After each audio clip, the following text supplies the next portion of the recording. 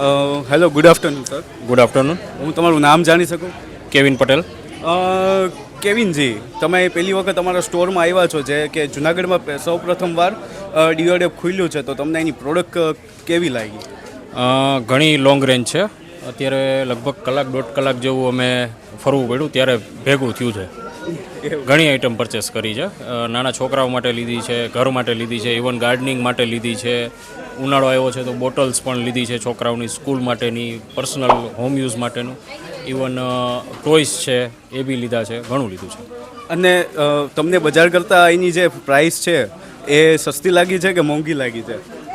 ટૂંકમાં કહું ને તો મફત જેવું છે.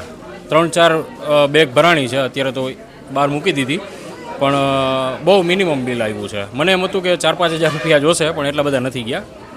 2000 જેવું કંઈક 2200 રૂપિયા જેવું બિલ થયું છે. ખૂબ ખૂબ આભાર. Okay, thank you.